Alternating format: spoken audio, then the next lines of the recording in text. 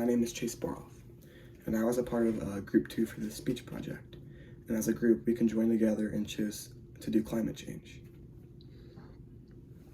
So to start off, what is climate change? Well, as you know, climate change is long-term shifts in temperature and weather patterns.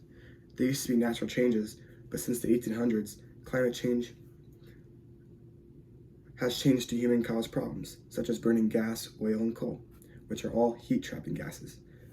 This is a big argument, but it can go both ways. According to the website Global Climate Change, written by NASA and edited by Holly Shaftel, says that there are 4 major gases that contribute to the greenhouse effect, and being carbon dioxide, which is a vital component of our atmosphere. Carbon dioxide is released through the natural process like human activities, so burning fossil fuels. The second greenhouse gas is methane. Methane comes from both natural and human-caused sources. Methane actually comes from plant matter breakdown in wetlands. It's also released from landfills and rice farming. And lastly, it's released through livestock like cows, pigs. It's released through their manure. The third greenhouse gas is nitrous oxide. Nitrous oxide is released during commercial and organic fertilizer production use. It also comes from burning fossil fuels. And then the last greenhouse gas is chlorofluorocarbons, also known as CFCs. These are chemical compounds in which they don't exist in nature. They're entirely produced by the industrial origin. They were used in refrigerants, solvents, and spray can propellants. Then lastly, there's a fifth one, water vapor, but it's not a factor of climate change. So what's the issue? Well, according to the online book called Global Climate Change, written by Dale Jamieson, refers that globally emissions are increasing and poor countries will suffer more than rich countries. And according to another online book called Climate Change is a Serious Problem, written by Lori S. Friedman, mentions that our climate is changing too rapidly. During the 20th century, the global average surface temperature increased by about 0.6 degrees Celsius. And the global sea level increased to about 15 to 20 centimeters. So it's very likely that the world will experience a faster rate of climate change in the 21st century than seen in the last 10,000 years. The crops will also start to fail. Climate factors such as temperature, precipitation, CO2, and concentrations, and lastly, water availability, directly impact the health and well-being of plants, pasture, and livestock.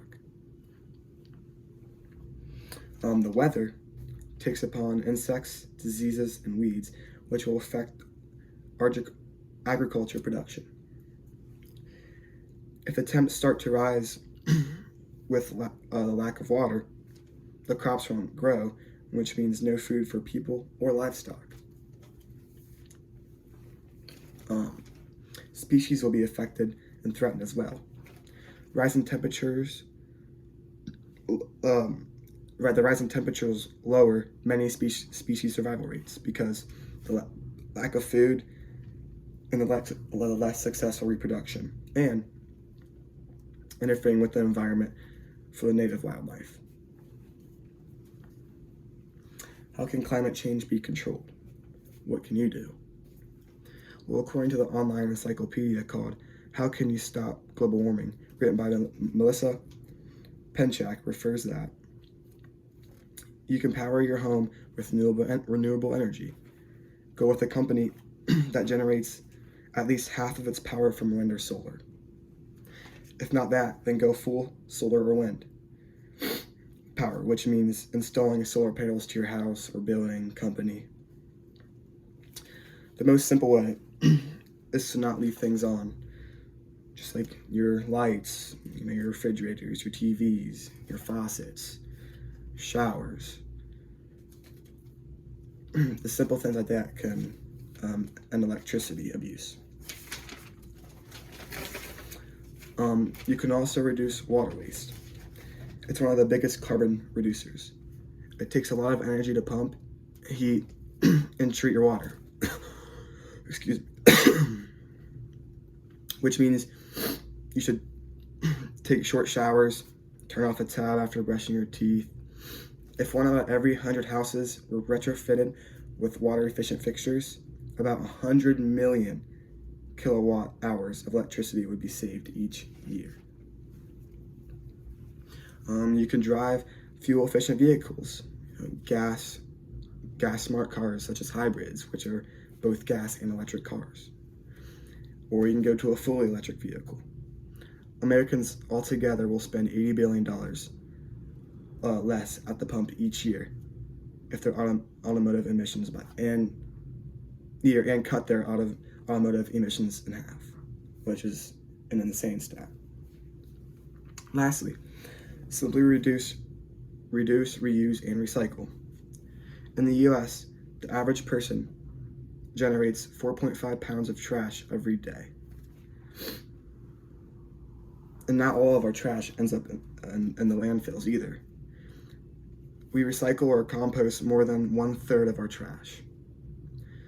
So overall, simply recycling uses less fossil fuels, which means a better world.